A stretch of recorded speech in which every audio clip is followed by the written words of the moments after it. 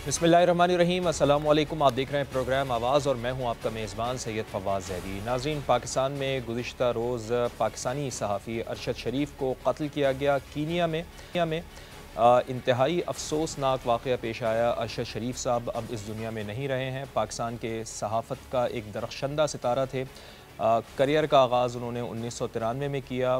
मुख्तलिफ़ media houses में उन्होंने काम किया और आखिरी वक्त तक, जब तक वो इस दुनिया में रहे, तो सहाफ़त के पेशे से ही वाबस्ता रहे। बाज़ वजूहात की बिना पर वो पाकिस्तान में मौजूद नहीं थे। पहले यहाँ से दुबई गए और फिर ये इत्तलात आ रही थी कि दुबई के बाद उन्होंने मुख्तलिफ़ जगहों से होते वो कीनिया पहुँचे और मिसअंडरस्टैंडिंग की वजह से ये इत्तलात आ रही हैं। अभी तक जो बताया गया है हमें, कीनिया की गवर्नमेंट की जानिब से बाकायदा इसके पर कीनिया की पुलिस की जानिब से भी एक स्टेटमेंट जारी की गई है, जिसमें ये कहा गया है कि गैर इरादी तौर पर उन्हें निशाना बनाया गया है। तो अरशद शरीफ की शहादत पर सियासी तंजीमों की जानिब से भी और इसके साथ साथ सहाफ़ती तंजीमों की जानिब से भी अफसोस का इजहार किया गया है और सदर की जानिब से भी, वज़ीर आज़म की जानिब से भी ये कहा गया है कि मुसद्दक़ा हक़ाइक़ तक पहुँचा जाएगा और हुकूमत की जानिब से ये अपील भी की गई है कि क़यास आराइयों के ऊपर बिल्कुल भी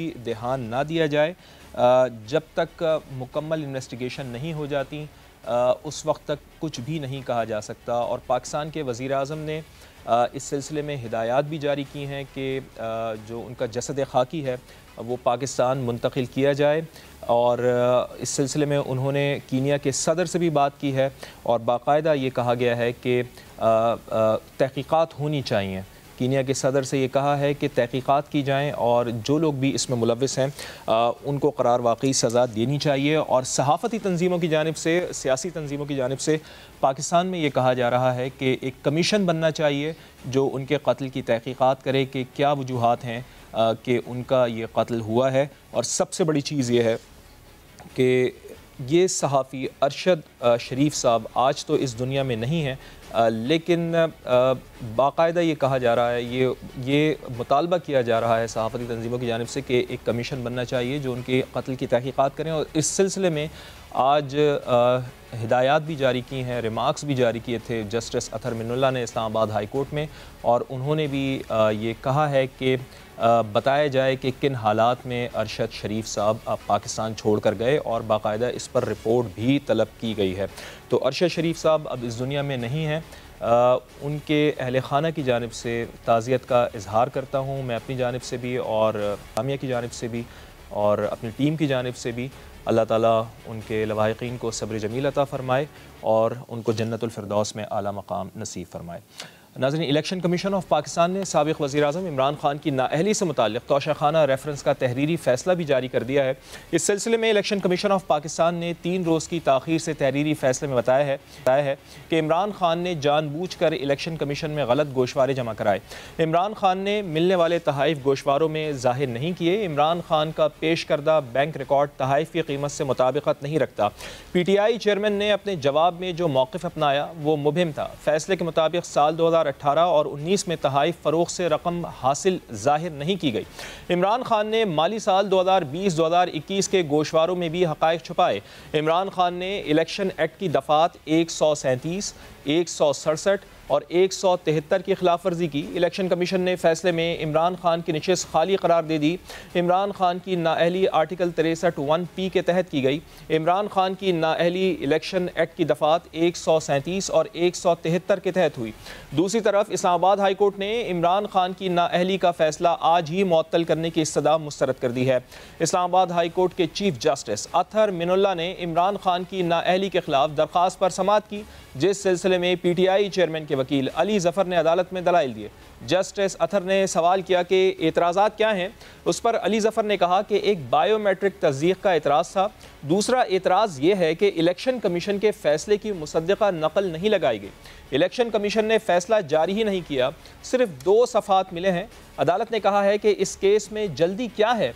इस पर इमरान खान के वकील ने कहा कि इमरान खान को नाअहल करार दिया गया और उन्होंने आइंदा इलेक्शन लड़ना है। इलेक्शन कमीशन ने करप्ट प्रैक्टिस पर प्रोसिक्यूट करने का भी कहा है। जस्टिस अतहर मिनुल्लाह ने कहा है कि कमीशन ने सिर्फ शिकायत भिजवाने का कहा है, जब जजमेंट ही नहीं तो अदालत किस ऑर्डर को मुअत्तल करेगी? आप रजिस्ट्रार ऑफिस के एतराज़ात दूर करें। इमरान खान के वकील ने अदालत से कहा कि शॉर्ट ऑर्डर साथ लगाया है। इस पर जस्टिस अतहर मिनुल्लाह ने पूछा कि शॉर्ट ऑर्डर की मुसद्दिक़ा नकल है। अली ज़फ़र ने जवाब दिया कि इसके लिए अप्लाई किया हुआ है, अदालत इलेक्शन कमीशन से मंगवा ले। इलेक्शन कमीशन ने वेबसाइट पर फैसला जारी किया मगर हमें मुसद्दिक़ा नकल नहीं दी। चीफ जस्टिस अतहर मिनुल्लाह ने कहा कि अगर 3 रोज़ में आपको कॉपी ना दी जाए तो हम इसे दोबारा सुनेंगे। हम भी अक्सर ऐसा करते हैं, फैसला अनाउंस हो जाता है और तफसीली फैसला बाद में आता है। हम तवक्को करते हैं कि 3 रोज़ में आपको सर्टिफाइड कॉपी मिल जाएगी। अदालत ने कहा कि इलेक्शन कमीशन का मुसद्दिक़ा फैसला ले हुक्म इम्तना जारी नहीं कर सकते। इस पर वकील अली ज़फ़र ने कहा कि हमें खदशा है कि इलेक्शन कमीशन फैसला तब्दील कर देगा। जस्टिस अतहर ने जवाब दिया कि इलेक्शन कमीशन आईनी इदारा है, फैसला कैसे तब्दील हो सकता है? पहले भी नाअहली होती रही, कोई सियासी तूफ़ान नहीं आता। जिस कानून के तहत इमरान खान नाअहल हुए हैं वो तो सिर्फ उसी नशिस्त की हद तक है। इमरान खान दोबारा इलेक्शन लड़ना चाहें तो लड़ सकते हैं। इमरान खान पर इलेक्शन लड़ने की कोई पाबंदी नहीं है। उधर सुप्रीम कोर्ट ने ऑडियो लीक की तहकीकात के लिए दायर साबिक़ वज़ीर आज़म इमरान खान की दरख्वास्त एतराज़ लगाकर वापस कर दी है। चेयरमैन तहरीक इंसाफ इमरान खान ने ऑडियो लीक की तहकीकात के लिए सुप्रीम कोर्ट में दरख्वास्त दायर की थी, जिसमें इस्तदा की गई थी कि वज़ीर आज़म हाउस और निगरानी, डाटा रिकॉर्डिंग और ऑडियो लीक्स को गैर कानूनी करार दिया जाए, जबकि ऑडियो लीक से तहकीकात करा के ज़िम्मेदारान को करार वाकई सज़ा दी जाए। सुप्रीम कोर्ट के रजिस्ट्रार ऑफिस ने इमरान खान की दरख्वास्त पर 6 एतराज़ात लगाकर दरख्वास्त वापस कर दी है। नाज़रीन, रजिस्ट्रार ऑफिस की जानिब से लगाए गए एतराज़ में कहा गया है कि दरख्वास्त में निशानदेही नहीं की गई कि मामला बुनियादी हुकूक और मफाद आम्मा का है। एतराज़ात में कहा गया है कि दरख्वास्त गुजार ने सुप्रीम कोर्ट आने से पहले मुतालिका फोरम से रुजू भी नहीं किया। आर्टिकल 184(3) के दायरा इख्तियार इस्तेमाल करने पर मुतमईन नहीं किया गया। दूसरी तरफ 2 रोज़ कबल सहाफ़ियों से गुफ्तगू करते हुए कप्तान ने कहा था कि आइंदा जुमे को एहतजाज की तारीख का ऐलान कर दूंगा। उन्होंने कहा कि उनके लिए मुज़ाकरात की अहमियत तब तक है जब तक इलेक्शन की तारीख का ऐलान ना हो जाए, लेकिन मुझे पूरा यकीन है कि ये लोग इंतखाबात नहीं कराएंगे। इंशाल्लाह मेरे ख्याल में जुमे को मैं अनाउंस कर दूंगा अपनी डेट लॉन्ग मार्च की। जुमे को अनाउंस कर दूंगा किस दिन निकल रहे हैं। तो हमारे लिए कोई मुज़ाकरात सिर्फ इधर तक अहमियत है कि इलेक्शन हो, लेकिन मुझे पूरा यकीन है कि इन्होंने इलेक्शन नहीं करवाने। मुझे अब कोई उम्मीद नहीं है इलेक्शन की। जबकि एहतजाज के हवाले से गुफ्तगू करते हुए मौलाना फजल रहमान ने कहा कि वज़ीर दाखिला हकीम राना सनाउल्लाह ने अपने नुस्खे तैयार किए हुए हैं, कारआमद नुस्खे हैं, कोई इस्लामाबाद का रुख नहीं कर सकता। हमारे वज़ीर दाखिला साहब जो हैं वो तैयार बैठे हुए हैं। हकीम सनाउल्लाह साहब ने अपने नुस्खे तैयार किए हुए हैं, कारआमद नुस्खे हैं और इनका बाप भी इस्लामाबाद का रुख नहीं कर सकेगा इंशाअल्लाह। जबकि रहनुमा पाकिस्तान पीपल्स पार्टी और मुशीर बराए वज़ीर आज़म कमर ज़मान कायरा ने कहा है कि लॉन्ग मार्च करना है तो करें, बाकी जमातें भी करती रही हैं, आप भी करें, लेकिन अगर लॉन्ग मार्च का मकसद मुहासरा करना है तो अब मुहासरों का दौर नहीं है जनाब। पुरअमन एहतजाज के लिए पहले यकीन दहानी कराना होगी आपको। लॉन्ग मार्च करना है, बिस्मिल्लाह कीजिए, बाकी जमातें भी करती रही, आप भी कीजिए।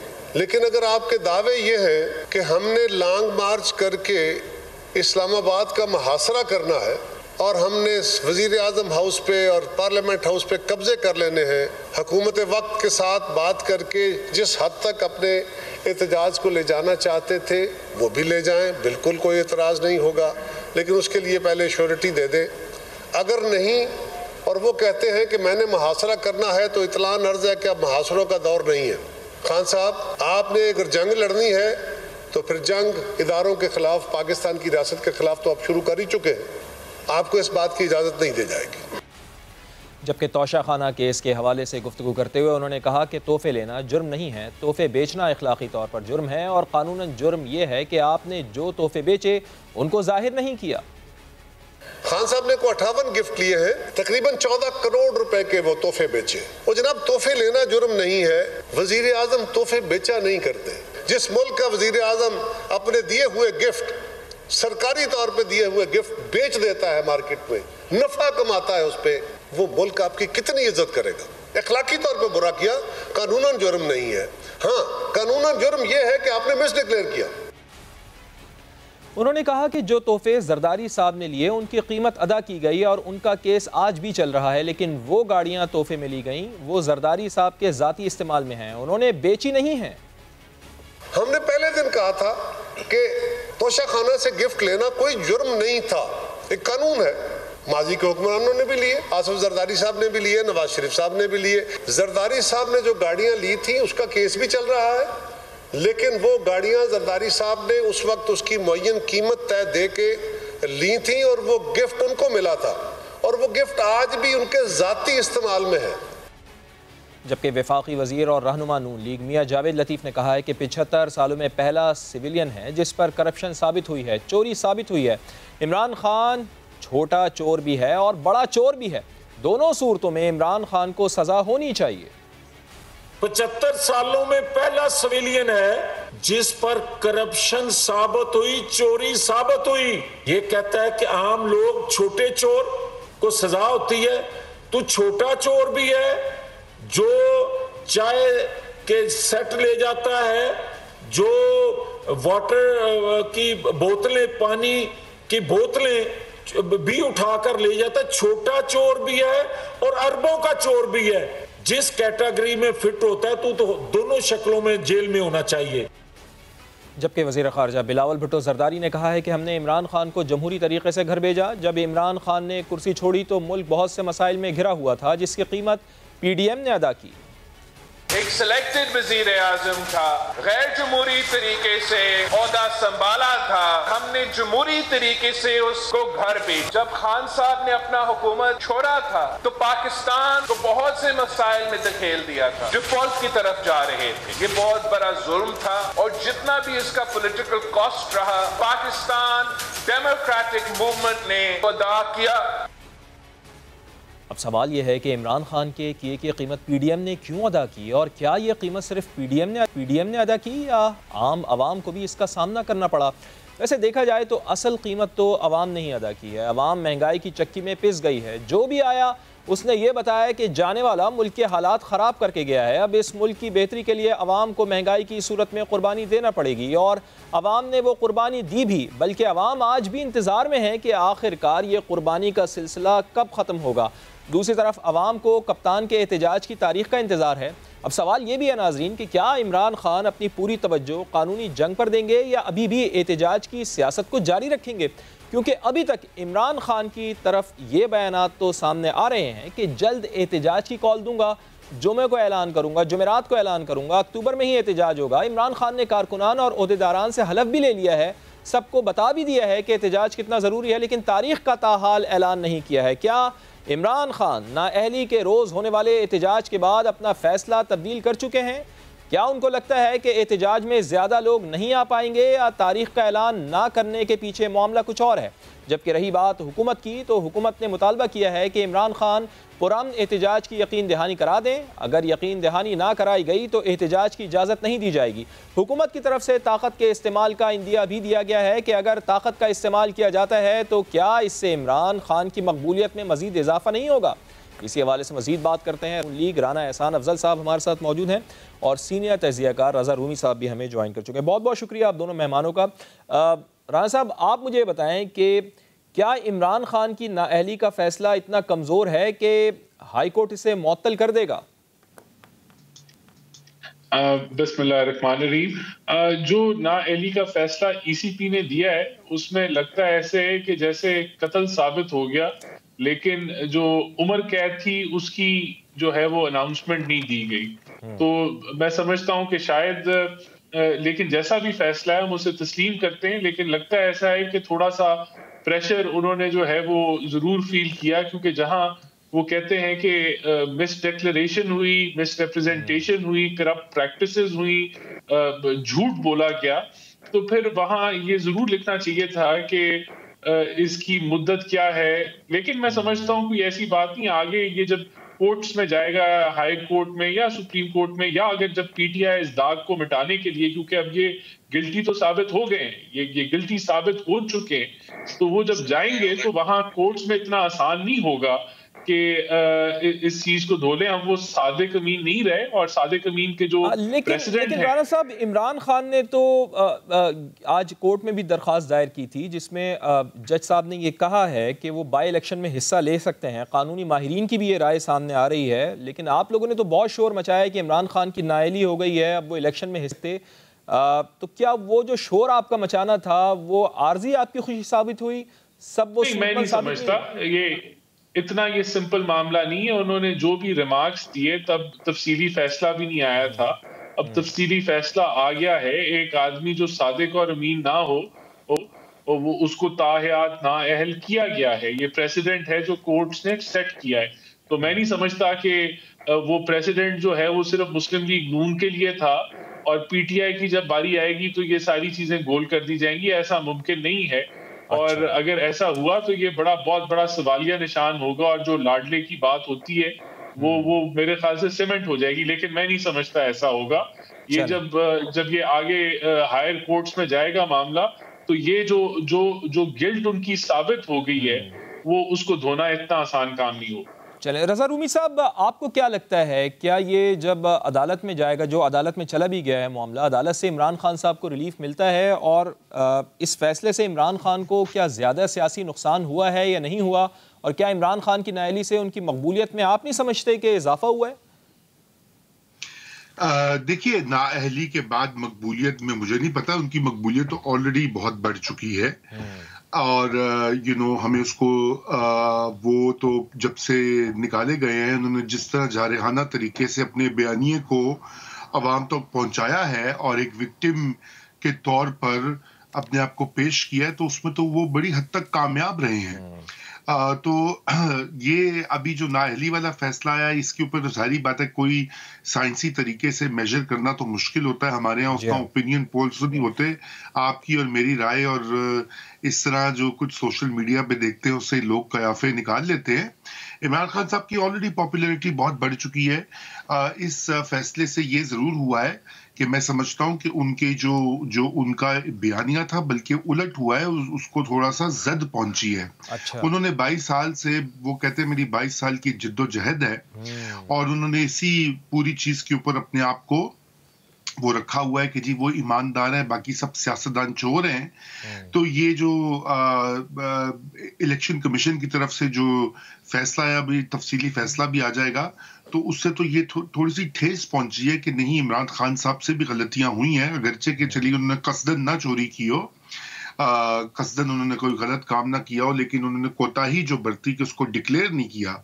देखिए, ये कोई जुर्म तो नहीं है कि तोशा खाना से ये बिल्कुल फैसिलिटी अवेलेबल है कि आप वहां से तोहफे खरीद सकते हैं, लेकिन फिर उनको खरीद कर मार्केट में बेचना और फिर इसको डिक्लेयर ना करना। और बल्कि एक दो बार मीडिया पे तो उन्होंने ये भी कहा कि इसके पैसों से उन्होंने सड़क बना दी अपने बनीगाला में, तो वो भी, लेकिन उसके बरक्स जो उन्होंने बयान जमा करवाया इलेक्शन कमीशन के सामने, उसमें सड़क बड़क का जिक्र नहीं है। तो ये मामूली बात है, लेकिन ये कि इमरान खान साहब को जो है वो इस जवाबदेही तो उनकी हो रही है। पावर में अब वो रहे हैं 3.5 पौने 4 साल, तो जवाबदेही तो होती है। जब आज आपने खबर ज़मान कायरा साहब का भी स्टेटमेंट सुना, और जिस तरह आप भी कह रहे हैं कि गलतियां सबसे होती हैं, तो ये बात दुरुस्त है कि गलतियों से कोई पाक नहीं है, लेकिन जो बयानात इमरान खान साहब की जानिब से माजी में दिए गए हैं वो इस चीज़ की निशानदेही नहीं कर रहे जो इनके ऊपर केस चला है। खबर ज़मान कायरा साहब का भी यही कहना है, रज़ा रूमी साहब, कि भाई जरदारी साहब ने जो गाड़ियाँ ली हैं वो अपने इस्तेमाल के लिए ली थी, पैसे दिए गए थे, और पैसे देने के बाद उन्होंने अपने इस्तेमाल में रखी हैं, वो बेची नहीं है, तो लिहाजा बेचने के ऊपर एतराज़ है। अब ये तो एक हो गई बात, लेकिन मुझे ये भी बताएं रज़ा रूमी साहब, इमरान खान की नाअहली के बाद हमने देखा कि मुल्क में उतने लोग निकले थे जितने लोगों की तवक्को की जा रही थी पाकिस्तान तहरीक इंसाफ की जानिब से? मेरे ख्याल से अनफॉर्चुनेटली नहीं निकले। एहतजाज बहुत हुआ, सोशल मीडिया पे तो बहुत एहतजाज हुआ। आपको पता है इमरान खान साहब की जो फॉलोइंग है वो सोशल मीडिया पे बहुत एक्टिव है। व्हाट्सएप ग्रुपों में वो लोग छाए हुए हैं, ट्विटर पर, फेसबुक पर, तो वहां पर तो बहुत ज्यादा हुआ, लेकिन ऑन ग्राउंड उस तरह का नहीं हुआ कि जैसे कि तवक्को की जा रही थी। क्योंकि सारी बात है, जब वो जलसे होते तो उसमें इमरान खान साहब खुद मौजूद होते। याद रहे कि तहरीक इंसाफ जो है उसका नाम तो तहरीक है, लेकिन दरअसल वो एक वन मैन पार्टी है, या जिसे अंग्रेजी में कहा जाता है कल्ट है। वो की सारी जो सहर है, सारे के सारी जो सियासत है, सारे की सारी जो मकबूलियत है वो एक शख्स इमरान खान साहब के गिर्द है। और ये तो जब वो खुद होते हैं कहीं तो यकीनन लोग आते हैं, हजारों की तादाद में लोग पहुंच जाते हैं, लेकिन जब वो नहीं होते, उनकी अदम मौजूदगी में उनकी जो नीचे सेकंड और थर्ड टियर पे लीडरशिप है, वो उनमें वो वाली कैरिज्मा तो नहीं है कि वो अट्रैक्ट कर सके लोगों को। चलिए ये बात बड़ी अच्छी है, हुकूमत के लिए कम से कम बहुत अच्छी है कि सोशल मीडिया पर ये एहतजाज हो रहा है, लोग निकले नहीं हैं। लेकिन आप लोग बताएं राना एहसान अफजल साहब, आप लोगों से बात होती है, आपके लीडरान से बात होती है, तो वो कहते हैं कि जी हमें कोई खौफ नहीं है लॉन्ग मार्च का, किसी किस्म का हमें कोई खौफ नहीं है चूंकि लोग इसमें शिरकत ही नहीं करेंगे। लेकिन ये जो कंटेनर्स का जुमा बाजार फिर आपने इस्लामाबाद में क्यों लगाया हुआ है? देखें, ये हम जो कहते हैं उसकी दो वजूहात जो मेजर हैं, क्योंकि जो मई में इन्होंने लॉन्ग मार्च करना था उसमें इन्होंने दावा किया था कि 25 लाख लोग आएंगे, लेकिन आपने देखा कि चंद हजार लोग थे, 7-8 हजार या 10 हजार लोग थे, और वो भी यानी कि वो डी चौक में गए इमरान खान साहब, और फिर वहां से खुद ही उनको ख्याल आ गया कि मुझे यहाँ नहीं जाना चाहिए, और वो वापस चले गए क्योंकि अवाम उनके साथ नहीं थी। फिर जब इनकी ये नाअहली अनाउंस हुई है, मैं खुद लाहौर में था, तो लाहौर के अंदर जब मैं एंटर कर रहा था ठोकर न्याज बेग से, तो वहां ट्रक लगे हुए थे, और ट्रकों से जो है वो इन्होंने सड़कें ब्लॉक की हुई थी, और चंद 50 या 60-70 बंदा था जो वहां खड़ा था।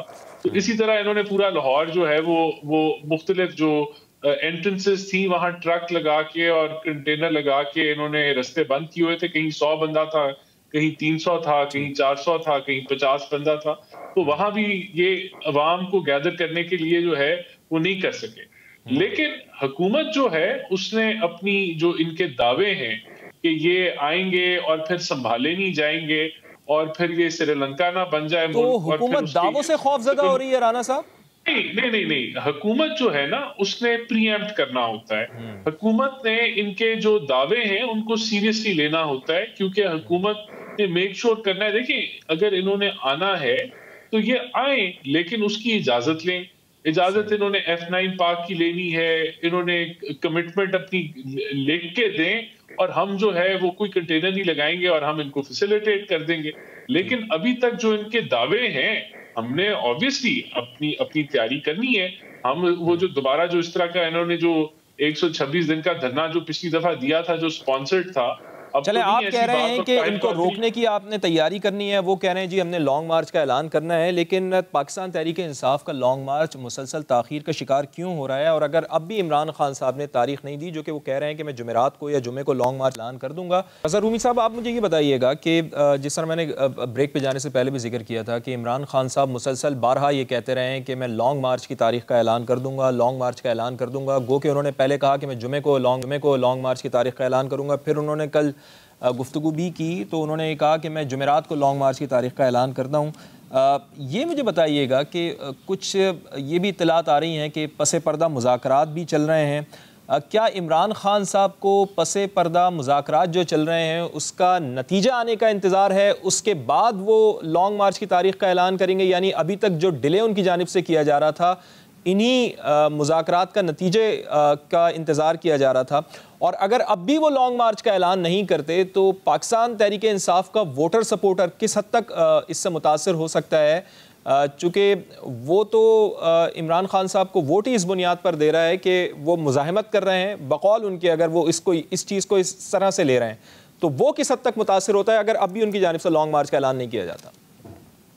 देखिए, मैंने आपसे पहले अर्ज किया था कि जो पीटीआई की सपोर्ट बेस है वो एक कल्ट की सपोर्ट बेस है। उनको इससे कोई फर्क नहीं पड़ता। अगर इमरान खान साहब जो हैं वो कल को कह देंगे कि लॉन्ग मार्च नहीं होनी, तो यकीन जानिए कोई फर्क नहीं होगा। अगर इमरान खान साहब कहेंगे बाहर दिन है और रात नहीं है इस वक्त पाकिस्तान में, तो वो कहेंगे दिन ही है। ये आप देख चुके हैं कई मौके के ऊपर। इमरान खान साहब बिल्कुल इंतजार कर रहे हैं। हुकूमत से भी उनकी मुज़ाकराती टीम की आपको पता है कि मुलाकात हुई है, वो मामला आगे नहीं पहुंचा। इस्टेब्लिशमेंट से भी उनके रवाबित और मुज़ाकरात जारी हैं, बल्कि इमरान खान साहब खुद मिल चुके हैं इस्टेब्लिशमेंट की सीनियर शख्सियात को सदर अलवी के तवस्सुत से 2 बार, कम से कम। ये तो मैं आपको एक कंफर्म बात बता रहा हूँ। उसके अलावा बहुत से राबते जारी हैं, हनूज जारी हैं, और उसमें एस्टेब्लिशमेंट का भी रोल है। और एस्टेब्लिशमेंट का रोल होगा पाकिस्तान में, उनका माई बाप हैं वो अगर सेटल नहीं करेंगे तो मसला हल नहीं होगा। मगर जहां तक आपने कहा कि जी अगर वो लॉन्ग मार्च कॉल ऑफ कर देंगे, देखें इमरान खान साहब की सपोर्ट के जो फॉलोअर्स है ना, जो कोर बेस है, स्विंग वोटर्स की बात नहीं कर रहा। स्विंग वोटर तो महंगाई की वजह से बहुत सारे हुकूमत से नाला हो जाते हैं, खाइफ होके ऑपोजिशन को वोट डालते हैं। जो उनकी कोर सपोर्ट बेस है उनको कोई इससे फर्क नहीं पड़ता। अगर आपको मैं 2 मिसालें देता हूँ। एक मिसाल आपको याद है कि जब खान साहब ने ये ट्वीट किया कि उन्होंने जब वो अपोजिशन लीडर थे बड़े जारहाना किस्म के, तो उन्होंने कहा कि जी हॉलैंड का वजीर आजम साइकिल पे जाता है दफ्तर, तो उनकी सारी सपोर्ट बस ने कहा वाह वाह हमारा भी ऐसा ही जाएगा इमरान खान साहब जब आए हुकूमत में तो उन्होंने हेलीकॉप्टर का इस्तेमाल शुरू कर दिया, अरबों रुपए खर्च हुए। लेकिन उनकी सपोर्ट बेस ने कहा देखे ना वो इसलिए जा रहे हैं हेलीकॉप्टर पे कि लोगों को ट्रैफिक जैम ना बन जाए, लोगों को तकलीफ ना हो। वो हर चीज पर एक चीज निकाल लेते हैं। ये जो तोशाखाना वाला भी केस है, ममनुआ फंडिंग वाला भी केस है, वो बिल्कुल इनको मानने को तैयार ही नहीं है कि किसी किस्म का कानून अप्लाई होता है। इसी तरह जब अप्रैल में जब ये उन्होंने असेंबली तोड़ दी थी तो उनसे कहा गया, बहुत सारे लोगों से पूछा गया कि आइन में तो तहरीके अदम एतमाद की गुंजाइश है, तो अव्वल तो हमने आइन अपनी नौजवानों को पढ़ाया ही नहीं है सही तरह, पाकिस्तान की तारीख पढ़ाई नहीं है। तो वो उनमें से अक्सर एक सर्वे का मैं आपको हवाला देता हूं जो मैंने अपनी पब्लिकेशन फ्राइडे टाइम्स में छापा था। कराची में सर्वे हुआ था, उसमें तकरीबन 80% लोगों ने कहा था कि उनको वो 80% लोग बेखबर थे कि आइन में तहरीके अदम एतमाद की गुंजाइश होती है। इसलिए वो सारे के सारे उनकी बात को मान रहे थे। इसलिए कल को वो अगर ये अपनी पॉलिसी बदलेंगे, फर्ज कीजिए, अव्वल तो नहीं बदलेंगे मेरे ख्याल से, तो वो करेंगे कोई ना कोई मार्च, लेकिन बदल भी लेंगे कोई खास फर्क नहीं पड़ेगा। इसलिए आप ये कोई नजरिया यहाँ पे कोई बहुत बड़ा नहीं है। यहाँ पे मज़ामत का भी जो है वो उस हद तक और उस वक्त तक है जब तक खान साहब को वापस इक़्तिदार की मसनद पे ना बिठाए एस्टेब्लिशमेंट। ठीक है, यानी आप ये कह रहे हैं कि पाकिस्तान तहरीक इंसाफ के जो वोटर सपोर्टर हैं उनके पास हर चीज़ की दलील है। राना एहसान अफजल साहब, क्या इमरान खान लॉन्ग मार्च के जरिए क़ब्ल अज़ वक्त इंतख़ाबात कराने में कामयाब हो जाएंगे? यानी सादा सा सवाल है, इमरान खान अगर लॉन्ग मार्च का ऐलान कर देते हैं तो जो आपकी मुद्दत है, हुकूमत की मुद्दत, वो पूरी हो पाएगी? देखें ना, इमरान खान किस चीज पे निगोशिएट कर रहे हैं, उनकी डिमांड क्या है? वो कहते हैं कि आप इलेक्शन का कब्ल वक्त अनाउंस कर दें। क्यों कर दें? क्योंकि आलमी साजिश हुई थी और नो कॉन्फिडेंस के जरिए ये इलिजिटिमेट हुकूमत है। तो देखें, आलमी साजिश का पर्दा तो फाश हो चुका है, वो भांडा फूट चुका है। पहले ये अपने सदर आरिफ अलवी को तो मना लें कि आलमी साजिश हुई थी, उनको भी यकीन नहीं है कि हुई थी। और इसी एक तो ये हो गया। दूसरी उनकी क्या रिक्वेस्ट है या उनकी गुजारिश है, वो कहते हैं कि जी आर्मी चीफ की जो तकर्री है वो ये हुकूमत नहीं करेगी क्योंकि ये बहुत बड़े चोर हैं। करप्ट प्रैक्टिसेस उनकी खुद साबित हो गई, फॉरेन फंडिंग में वो खुद मुलव्विस हो गए, 650 के नाल उन्होंने ले लिए।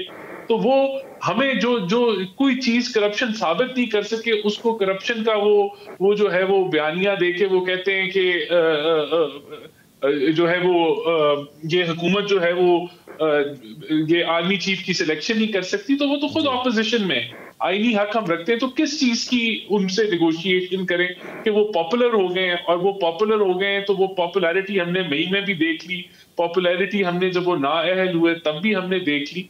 तो वो हमें इस बेसिस के ऊपर, अपनी अना के ऊपर वो चाहते हैं कि हम मान लें कि इलेक्शन पहले कर लें।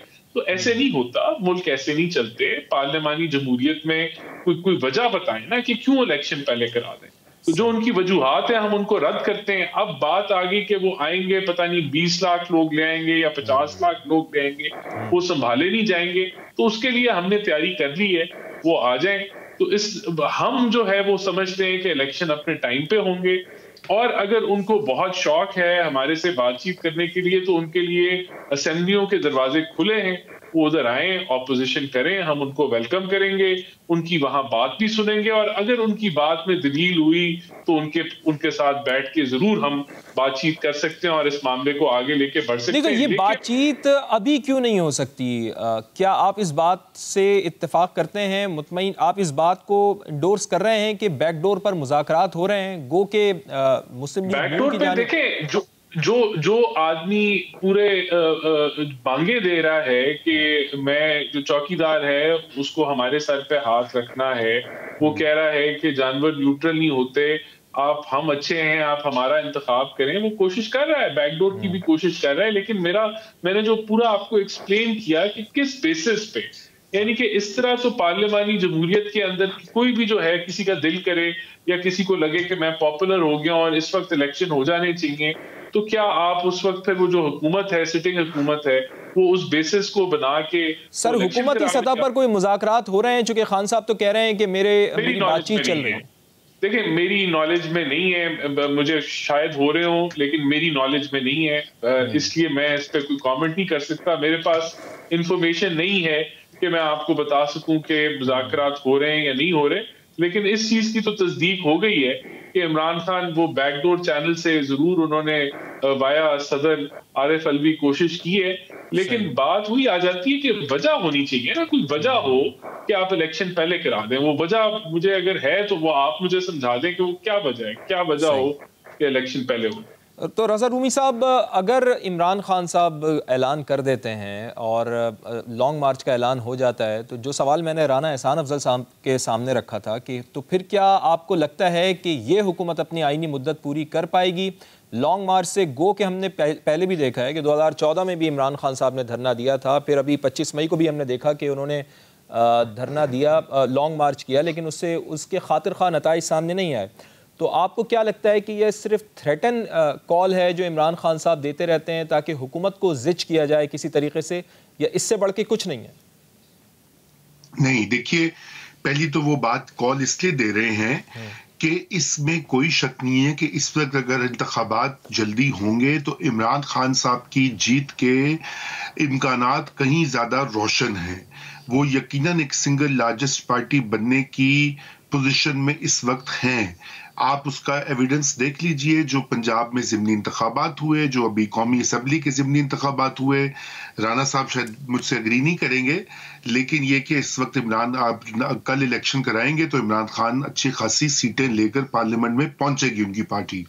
उनकी बुनियादी वो वजह ये है, लेकिन उससे भी बड़ी वजह ये है कि जो इस वक्त मुल्क में नवंबर में एक नए आर्मी चीफ की तैनाती होनी है, और वो तैनाती होगी शहबाज शरीफ के हाथ से, क्योंकि शहबाज शरीफ वजीर आजम है। कानून ये कहता है। इमरान खान साहब को इस चीज का बड़ा कलक है, वो कहते हैं कि वो वजीर आजम थे, अभी वो कंटिन्यू कर रहे होते और अगली चीफ वो अपनी मर्जी का लगाते ताकि आगे मामलात भी उनके हक में चलते रहते। तो उसके ये उनकी इस वक्त जो है वो ये दोनों चीजों के ऊपर उनकी एक नजर भी है, एक उनकी डिमांड भी है। इस वजह से वो इतने मुस्तरब हैं, इतने वो बेचैन हैं कि ये हुकूमत खत्म हो और एक नया इलेक्शन हो ताकि वो इसमें वो उनकी से हो। लेकिन मैं ये नहीं कह सकता कि क्या होगा या क्या नहीं होगा, वो मुश्किल होता है क्योंकि हालात इस वक्त बहुत ज्यादा फ्लूइड हैं। लेकिन आप ये तो बता सकते हैं ना रज़ा साहब कि हुकूमत अगर लॉन्ग मार्च को ताकत के जरिए रोकने का फैसला करती है तो वो क्या दुरुस्त साबित होगा? नहीं, देखिए, दो बातें ना, मैं फ्लूइड इसलिए मैं आपको कह रहा हूँ हालात। एक तो ये कि अगर हुकूमत ताकत का इस्तेमाल करती है तो फिर वायलेंस और तशद्दुद होगा, मारा मारी होगी। जब पाकिस्तान की तारीख में इस तरह होता है कि मारा मारी या खून रेजी होती है तो फिर सियासी तब्दीली तो होती है, रेजीम चेंज होती है, लेकिन वो इमरान खान साहब के हक में नहीं होगी। फिर वो आपको पता है मुल्क में मार्शल लॉ भी लग सकता है, इमरजेंसी भी लग सकती है, एक तीसरी कुव्वत उभर कर वो इक़्तिदार संभाल सकती है। ये भी एक पॉसिबिलिटी है। बहुत से लोगों ने इसका जिक्र भी कर चुके हैं। हामिद मीर साहब ने कहा है, नजम सेठी ने कहा है, बहुत सारे लोगों ने उस पर लिखा भी है। तो मैं कोई नई बात नहीं कर रहा, मगर यानी ताकत का इस्तेमाल किसी सूरत नहीं होना चाहिए और यकीनन बातचीत के जरिए होना चाहिए। हाँ। लेकिन मैं एक चीज इसमें इजाफा कर दूं, एक जुमले का, लेकिन मैं आपको ये जरूर कहना चाहता हूं कि इस मसले का हल यही है कि दोनों पार्टीज जो हैं कोई एक तरीका निकालें कि वहां पे कॉम्प्रोमाइज की सिचुएशन हो जाए। हुकूमत ये कह रही है कि अगस्त 2023 के बाद इंतखाबात होगी, यानी कि सितंबर अक्टूबर, अगले साल अक्टूबर, एक साल के बाद, जबकि खान साहब फौरी तौर पे चाहते तो कोई बीच का रास्ता निकलेगा। बीच का रास्ता निकलना चाहिए, और क्या ये बीच का रास्ता निकल सकता है और इस सिलसिले में कोई बातचीत हो सकती है, और अगर बात ही रही है तो वो कितनी सूदमंद साबित हो सकती है? राना एहसान साहब, इलेक्शन कमीशन ऑफ पाकिस्तान के फैसले में ये भी कहा गया था कि इमरान खान के खिलाफ फौजदारी कार्रवाई भी शुरू की जाए, तो ये मामला कौन आगे बढ़ाएगा? हुकूमत इस सिलसिले में क्या करेगी, और क्या आप समझते हैं कि इस के ग्राउंड्स इतने मजबूत हैं कि हुकूमत को कामयाबी मिल पाए इन चीज़ों के ऊपर? और आप नहीं समझते कि इन फैसलों से इमरान खान की मकबूलियत में भी इजाफा हो रहा है? आपको नहीं लगता कि ये फैसले इमरान खान की मकबूलियत में बेतहाशा इजाफा कर रहे हैं, जिसकी वजह से आपको काफ़ी ख़तरा हो सकता है उनकी पॉपुलैरिटी की वजह से? देखिए, सबसे पहले तो अगर हम इस जो अभी रिसेंट इलेक्शंस हुए हैं, ये 11 नशिस्तों पे, जिसमें कुछ ज़्यादातर नेशनल असेंबली की थी और 2 या 3 प्रोविंशियल असेंबली की थी। अब जी, तो मैं नहीं इसमें 10% ओवरऑल जो है वो पॉपुलैरिटी इमरान खान की ज्यादा आई है टोटल वोटों की, यानी कि हमने कोई 46-47% वोट लिए, उनके 53% वोट थे। तो ये 8-9% का जो गैप है, ये हम मानते हैं कि जो एक महंगाई का लहर है जिसके जिम्मेदार इमरान खान हैं, जो बदहाल मईशत वो करके गए, और इंटरनेशनल जो आजकल हालात हैं, हम समझते हैं कि हम इस गैप को कवर कर जाएंगे आने वाले दिनों में। जब डॉलर मुस्तहकम होगा, इंशाल्लाह 200 की तरफ आएगा, तो ये जो इन्फ्लेशन का जो एक जोर है वो जरूर टूटेगा और हम लोग वो पॉपुलैरिटी गेन कर लेंगे। डॉलर कैसे मुस्तहकम होगा? क्या आपके पास प्लान है राना साहब? चूंकि इसहाक डार साहब आए थे तो हमने देखा कि 238 से या 36 से डॉलर 218 पे गया, फिर दोबारा से 225 से 230 के दरमियान रेट कर रहा है। फिर कैसे आप नहीं 230 पे रेट नहीं है, ऑफिशियल रेट जो है वो 220 पे है। हमारे इनफ्लोज एक्सपेक्टेड हैं, जिस तरह आज एडीबी का 1.5 बिलियन का इनफ्लो आ रहा है, हमने टोटल जो हमारे आउटफ्लोज हैं डॉलर के और जो इनफ्लोज हैं, हमने उसको बैलेंस किया हुआ है। बल्कि हम एक्सपेक्ट कर रहे हैं कि अगर चीजें ठीक जाती हैं तो हम अपने रिजर्व्स भी बिल्ड करेंगे। यानी दौरा सऊदी अरब भी काम में आ सकता है, कोई बेहतरी आ सकती है उस दौरे सऊदी अरब से जिसमें वजीर आजम गए हुए? बिल्कुल, जो बायलैटरल हमारे पार्टनर्स हैं, हम उनको भी हम पिच कर रहे हैं और मुसलसल उनसे बातचीत में हैं। डेफिनेटली जो ये करंट अकाउंट डेफिसिट जो एक्सपेक्टेड है और जो डेट पेमेंट्स हैं, हमने उनको कवर करना है और रिजर्व्स बिल्ड करने। तो हम अपने मल्टीलैटरल्स, बायलैटरल्स और जो कमर्शियल फाइनेंसिंग है, हम हर जरिए से हम उसको मैनेज करने की कोशिश कर रहे हैं और जरूर इंशाल्लाह ताला करेंगे। मेरा मकसद कहने का है, जो वो पॉपुलैरिटी की वेव जो उनको लगता है कि वो है, ये खत्म हो जाएगी आने वाले टाइम में, क्योंकि लोगों को हकीकत उनकी पता चल रही है। जब आप नहीं चाह रहे कि इलेक्शन फौरी तौर पर हो? बिल्कुल, इसमें ये एक मेजर वजह है। हम समझते हैं हम इकोनॉमी को बेहतर, जहां हमने मुश्किल फैसले लिए वो गंद को साफ करने के लिए, जो माशी गंद के अंदर इस मुल्क को इमरान खान ने धकेला, वहां हम लोग उसको स्टेबलाइज करने का हक रखते हैं। ये हमारा राइट है और हमारे पास। चले जी, पॉइंट आ गया आपका। जब भी राना साहब की गुफ्तगू आपने सुनी, रज़ा रूमी साहब वो कह रहे हैं कि हम जब तक मईशत ठीक नहीं कर देते, आवाम को रिलीफ नहीं दे देते, उसमें टाइम लगेगा और इलेक्शन अपने वक्त मुकर्रर पर ही होंगे। लेकिन मुझे ये बताएं कि इलेक्शन कमीशन ऑफ पाकिस्तान के हालिया फैसले के बाद इमरान खान का मुस्तकबिल आप क्या देखते हैं, और सियासी मुस्तकबिल क्या उनका ख़तरे में नहीं है? चूँकि नाअहली इस मुकदमे में तो इलेक्शन कमीशन ऑफ पाकिस्तान ने उनको नाअहल करार दिया है, लेकिन आज अदालत की जानिब से भी ये कहा गया कि वो इलेक्शन लड़ सकते हैं, गो कि इतना ज़्यादा फ़र्क उनको नहीं पड़ रहा। लेकिन किसी और मुकदमे में भी क्या उनको नाअहल करार दिया जा सकता है? जैसे फ़ॉरेन फंडिंग केस का मुकदमा चल रहा है, उसमें क्या उनको नाअहल करार दिया जा सकता है? और अगर वो इस्लामाबाद में आने की कोशिश करते हैं तो उनको गिरफ़्तार किया जा सकता है और दीगर मुकदमात में उनको फंसाया जा सकता है? यानी मुख्तसरन मुझे बस ये बताएं कि क्या मुस्तकबिल नजर आ रहा है आपको इमरान खान साहब का? देखिए, पहली तो ये बात है कि बिल्कुल ये जो आपने मुकदमात का नाम लिया है, ये बड़े सीरियस मुकदमात हैं। इमरान खान के सर के ऊपर लटकती हुई तलवारें हैं जी। और खसूसन ममनुआ फंडिंग का जो केस है, वो तो उसमें चूंकि उनके दस्तखत से वो कागजात जो हैं वो इलेक्शन कमीशन में बाहर कई साल जमा करवाए गए हैं, वहां पे उनकी डायरेक्ट रिस्पॉन्सिबिलिटी बनती है। अगरचे कि उन्होंने शायद जवाब में ही कहा है कि ये उनके अकाउंटेंट या उनके लोग करे थे और वो तो आके उनसे साइन करवाते थे, लेकिन वो मकूला है कानून में कि ignorance of law is no excuse, यानी कि अगर आपको किसी चीज की जानकारी नहीं है तो वो आपके डिफेंस नहीं बन सकती। मगर ये चीज होती है या नहीं होती, ये होनी नहीं चाहिए। हमने ऑलरेडी सफर किया है पाकिस्तान की सियासत ने, जब जबरदस्ती अदालतों के जरिए सियासतदानों को और सियासी तहरीकों को कुचला जाए या उनको मैदान से बाहर किया जाए, ये गलत होगा। ये नवाज शरीफ के साथ जो किया गया था वो भी गलत था, अगर इमरान खान साहब के साथ किया जाएगा तो ये भी गलत होगा। होना ये चाहिए कि इस वक्त जो है पार्लियामेंट में ये जो 62 आर्टिकल है, 62 और 63, इसकी शिकों में तरमीम होनी चाहिए। अच्छा। तमाम पार्टियां मिलकर इसको अमेंड करें, ये टेंटा ही खत्म करें जहां पे आपने अदालतों को, गैर मुंतखब इदारों को ये इख्तियार दे दिया कि वो बैठे बैठे वज़रा आज़म को नाअहल कर दें, निकाल दें नौकरी से।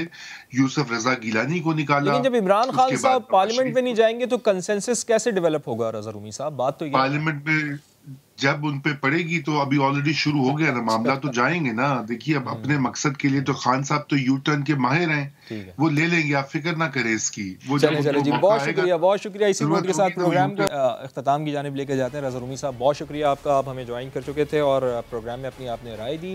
राना एहसान अफजल साहब हमारे साथ मौजूद थे। नाज़रीन, आपका भी बहुत शुक्रिया प्रोग्राम देखने के लिए। अपने मेज़बान फवाद ज़ैदी को कल तक के लिए इजाज़त दीजिए। अल्लाह हाफ़िज़।